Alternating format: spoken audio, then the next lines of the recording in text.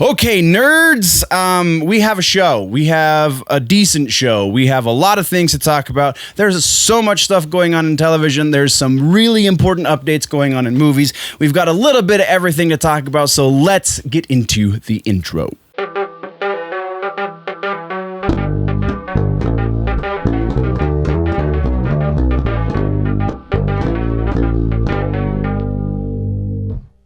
We have no housekeeping to speak of, so we're jumping right into music news. Music news is short-ish, but interesting nonetheless. Well, the first two are actually kind of sad. The first one, we're talking Ennio Marricone.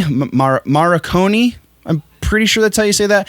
He is the world-famous spaghetti western score writer, I guess. Worked in Hollywood, did a lot of spaghetti western movies. He was the composer. That's the word I was looking for. He was the composer for a lot of old movies. He actually worked with Metallica. He is insanely well connected, or was insanely well connected. He passed at the age of 91 in the last couple of days. So a lot of musical outpourings have been going to Ennio. I'm pretty sure it's Ennio. So moment of silence for Ennio Marricone. Also, this past couple of days, has brought us another tragic passing, and that is Charlie Daniels. The devil went down to Georgia. Charlie Daniels passed at the age of 83. He had a stroke, sadly. Marricone's cause of death was not, I couldn't find what it was that took him. He was 91, so it very potentially could have just been natural causes. But again, Charlie Daniels had a stroke, and that is what took him at a fairly young-ish age. 83's still a long run, but man, the music world is really feeling the loss this last week. So another moment of silence real quick for Charlie Daniels. And then our one other proper news piece for music is actually kind of sad adjacent as well, because it has to do with Linkin Park. But it's actually great news for the guys in Linkin Park. They are the most recent band to be inducted into the 1 billion, that's billion with a B, 1 billion plays on YouTube club. So congratulations to Mike Shinoda and the gang. And again, only sad adjacent, but still pretty freaking awesome when you think about it. And that is all we have for the music section, guys. Let's get into TV streaming. So because we've been talking a lot about things, and I keep saying I'm going to try and follow up on them, I am going to start following up on them. I'm going to make it very a point to follow or to look at my previous week's worth of notes, previous few episodes worth of notes, and see if there is an update to anything we've covered. I will make it a point at the beginning of the section to point out all of the follow-ups. So this is our first follow-up. This follow-up has to do, we only have the one because it was the only one that I caught, but Unsolved Mysteries, we were talking about if I could find a host or anything like that. I'm sure by now, because it's been a week and a half, I'm sure by now most of you, it's number one on Netflix for this in the entire time since it's been since it launched. I'm sure most of you have watched. I keep burying that lead. So you know that there is no host. We also now know that there's only one supernatural extraterrestrial story in this first run of episodes for season 1 on Netflix. And that's by design. It's not just, coincidental that the first 6 episodes don't have anything to do with supernatural. This is, the producers of the show have said that unfortunately it's much more difficult to get an unsolved mystery because the internet is a thing, and because smartphones are a thing. Everyone can debunk and research on their own, and so them to put that kind of manpower into something that has already been the well's been run dry on effectively just doesn't make sense. So they will put them up when it makes sense. So they will be happening, just few and far between, unfortunately. So that is our follow-up for this episode. Now let's get into the proper news. We have our first piece is Peripheral is a series that is going to Amazon. The reason we're talking about it because it doesn't have any ties to any comic books or anything, but it does have ties to William Gibson, because William Gibson is the man who wrote the novel that this new series is based on. The new series is going to Amazon. We talked about it when it was first announced. We just got the first trailer. Check the show notes, because yes, I'm so excited about this, just simply because I love William Gibson, and I think the godfather of cyberpunk definitely deserved a series long before now, but I'm super excited that it's finally happening for Mr. Gibson. That is what we've got on that one. Next, theoretically could have gone in the rumors section, but because it comes from somebody so closely tied to the project, I didn't see it as a rumor so much as possible happening, if that makes any sense. We'll get into it. So Groundhog Day is potentially going to be made into a series. The actor, I didn't write down any names. He has a freaking podcast. I can't think of his name. The Ned Ryerson, the guy who played Ned Ryerson in the original Groundhog Day, was on another podcast talking about how he's been in discussions about a series based on the movie, which we're kind of getting a couple of those now. I believe Amazon has one that's a little more thriller style. Netflix did one, or not Netflix, I apologize. There was the horror movie version of Groundhog Day that was Happy Death Day, and then Happy Death Day 2U was the second one, and those were really mediocre. I haven't watched the Amazon series yet. So this is a thing that is happening, and so it's kind of in the cultural zeitgeist, and because these are all aping Groundhog Day. Well, now the people who own the rights to Groundhog Day are like, what would happen if we revisited this 30 years later? So the talks are, because this has not been signed, there's no contracts, there's no production staff in place just yet. They're just considering revisiting the idea of Groundhog's Day 30 years later. So all of the characters, where are those characters 30 years later? And I feel like that's a fun idea. I would totally watch that if it happens, but right now it's still kind of speculative. So we're moving on. Next, we are talking about Stargirl, and we have yet to finish season 1 of Stargirl, but we have renewed for season 2 on Stargirl, and the peasants rejoiced. Yay! So this is significant for more than just the fact that they got renewed for a second season. The other significant part of this is their renewal says that they are only renewed for a second season on the CW and not on the DC Universe app.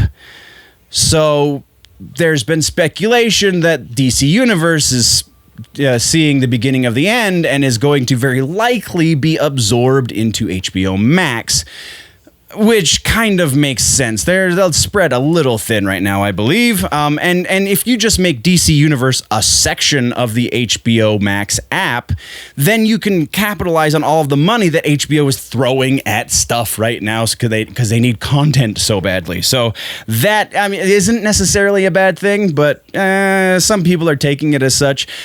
That's all we've got, so we're moving on. Next, we are talking about Metal Gear. Metal Gear in TV streaming? Pourquoi? Because Metal Gear, Jordan Vogt-Roberts, who is directing the movie, is also trying to get an animated series to happen so that he can supplement the story in the movie. Because for those of us that play Metal Gear, we already know that this universe is giant and confusing and so intricate and awesome that it'll be very difficult to squish that down to 2 hours, maybe even 2.5 hours, if we're lucky. Actually, more likely it'll be an hour and a half that they have to squish all this down to. So the likelihood of them leaving a bunch of stuff out is great. Now, Jordan Vogt-Roberts, again, has talked about trying to get an animated series happening. No word on who he's approaching for this or where it would land, because it's Sony that's doing the production for the movie.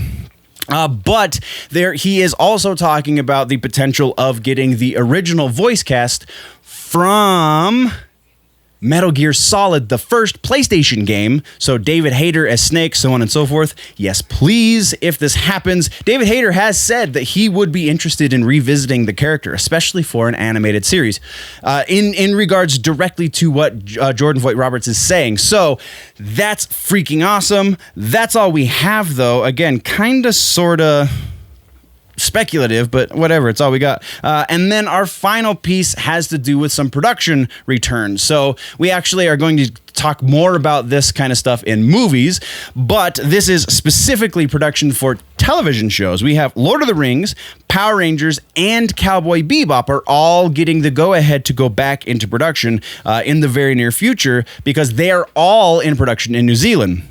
The production staff and the actors, pardon me, will be on a very, very short list of people. There are a number of other productions that are also going on in New Zealand, but those were kind of the big noteworthy ones aside from like Avatar and stuff.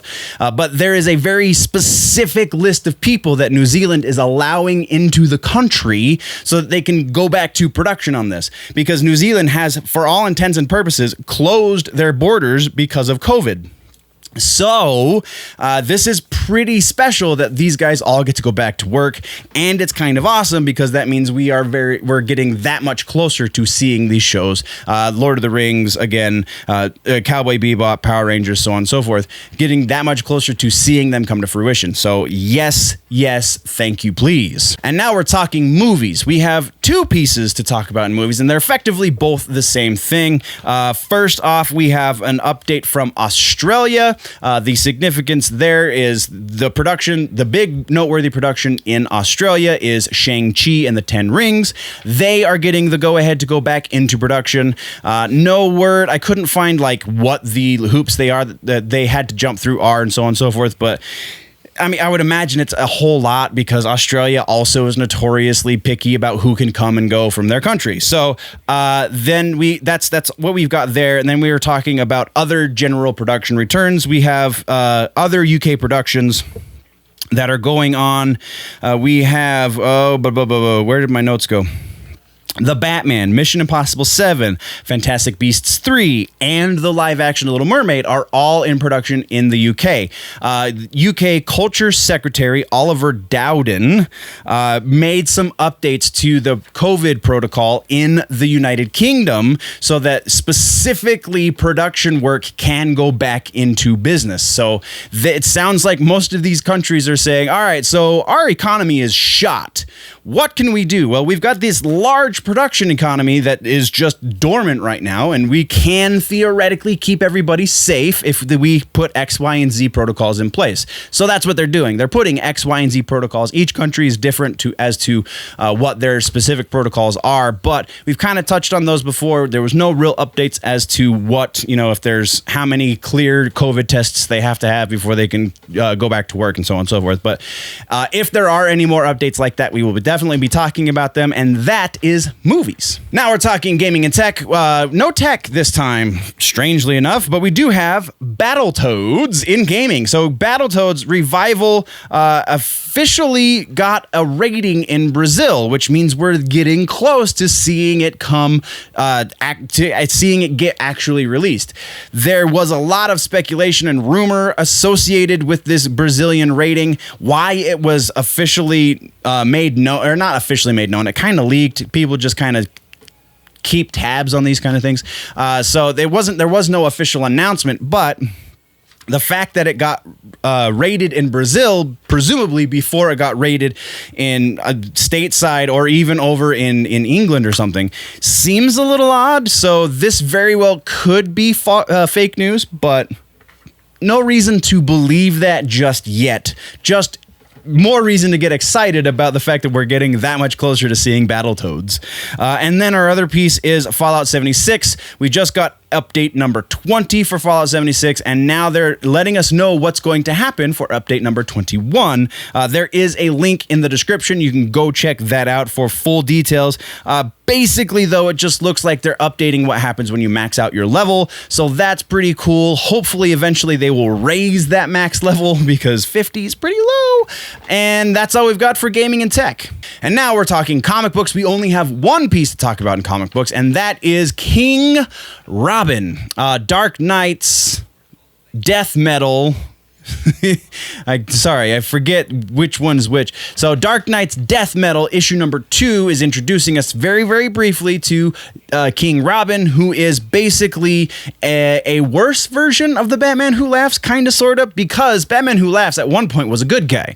King Robin was never a good guy. He was always just this crazy dark version of Robin. Don't know which Robin it is yet. We won't find that out until issue number 3, which comes out next week, maybe 2 weeks out. I can't remember.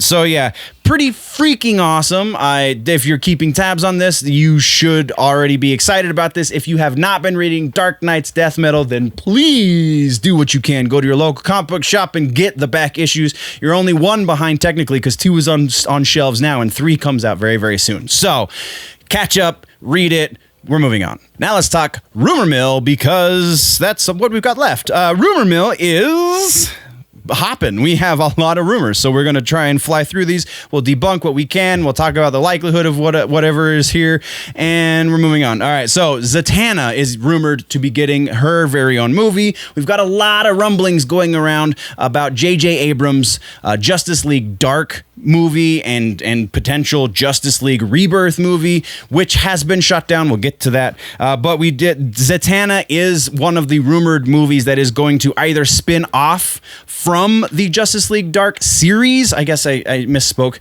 Justice League Dark series, or Satana the movie will spin into the Justice League Dark series.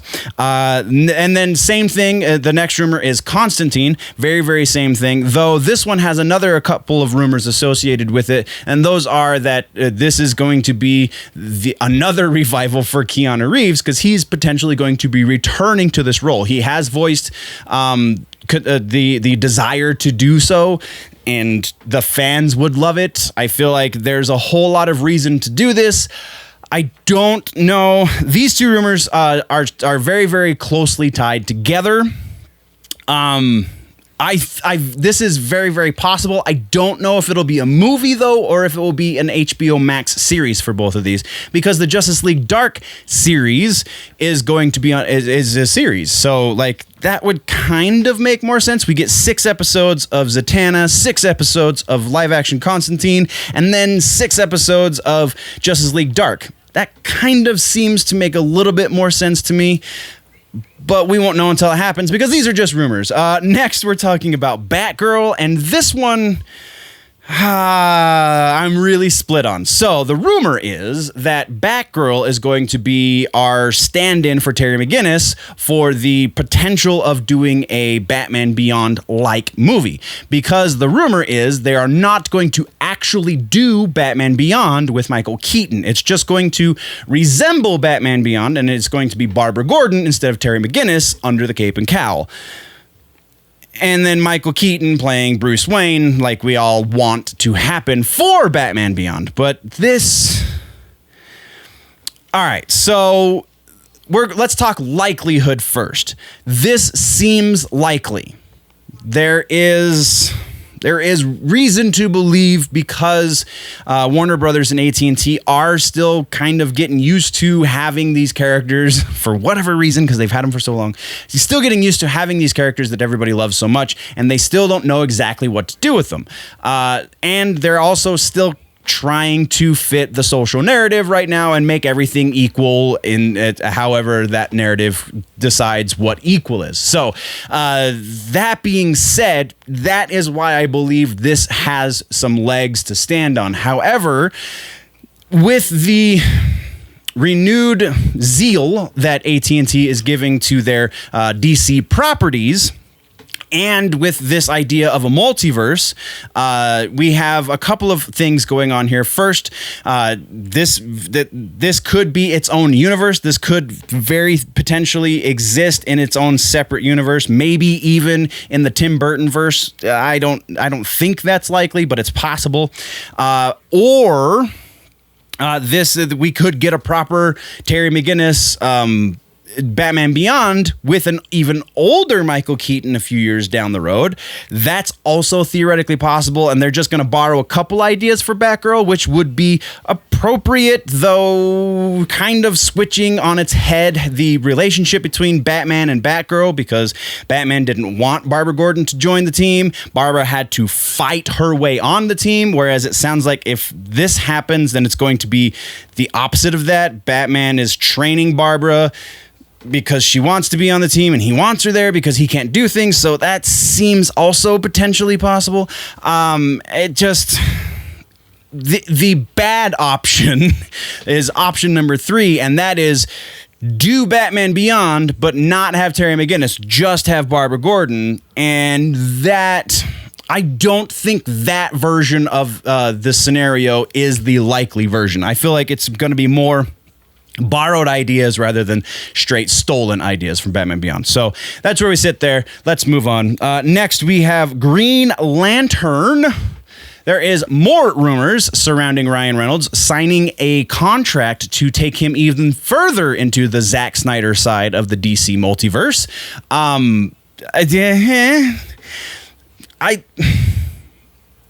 I cannot speculate on anything until the Snyder Cut happens. I think they might be opening up that conversation. That might be possible, but signing a contract, I don't think that's likely. Not for the least of which because Disney is doing everything they can to keep Ryan Reynolds happy until they finally get around to making Deadpool 3, which may or may not make Ryan Reynolds happy once it finally comes out.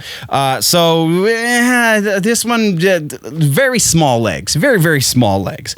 Next, we're talking about Justice League Rebirth. It has been shot down multiple times. Justice League Rebirth is not happening. Multiple sources. I have a couple of a bunch of the weaker sources are saying, hey, did you hear about Justice League Rebirth?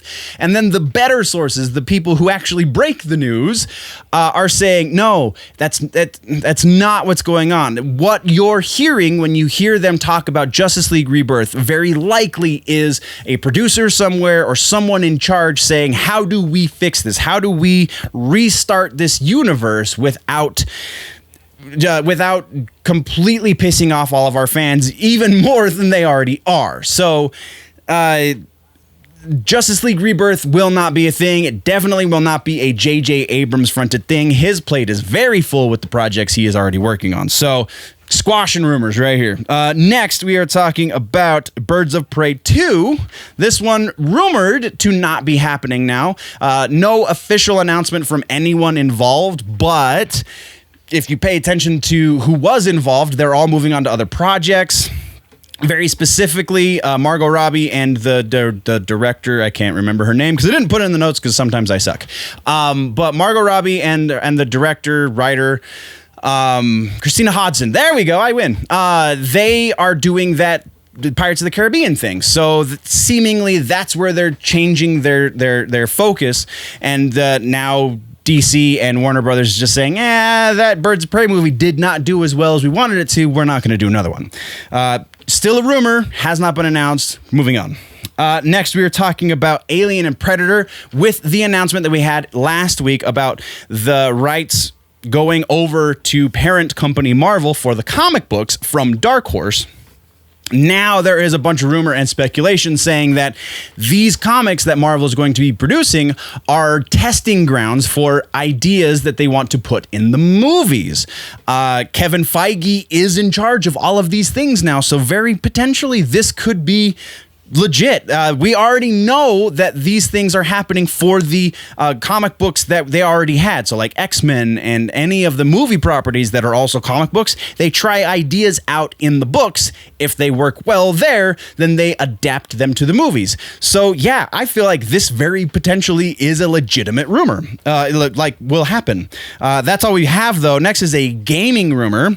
There is a rumor that we will be officially revealed to the new Silent Hill movie, and I think this year, either August or September is when the rumor says we will get the reveal announcement. And as part of that reveal announcement, the rumor says that it will be a PlayStation 5 exclusive title, so it will not be coming out on anything current generation and will only be coming out on PlayStation's next generation. Next, we're talking about Half-Baked 2. This rumors about this movie have existed since Half-Baked 1 hit DVD, and everybody freaking loved it. I am one of the few who saw it in the theaters and loved it there, but I'm old, so whatever. So Half-Baked 2 just recently, and this theoretically would have put this as news, but I checked the source on this. I did because they're saying that the California state tax credit has been given to, they give it to a number of movie productions, but this was one of them, according to this rumor, saying that they have 100 and so many days, 160 days, I believe, to go into production on this movie in order to get their money from the state tax credit. I went to the California State Tax Credit website, and I could not see this movie listed anywhere. So maybe it hasn't been updated because it just happened a few days ago, or maybe this is a complete fabrication. I don't know, but Half-Baked 2 might be happening. And then lots of rumors, guys. And then we're talking about Teenage Mutant Ninja Turtles, the animated series. Oh, no. No, I apologize. Not the animated movie that we talked about. The live-action reboot that was announced a couple of months ago is now going to be rumored. The villain for this movie is Krang, not Shredder. Though I would imagine if you've got Krang, then Shredder can't be far behind.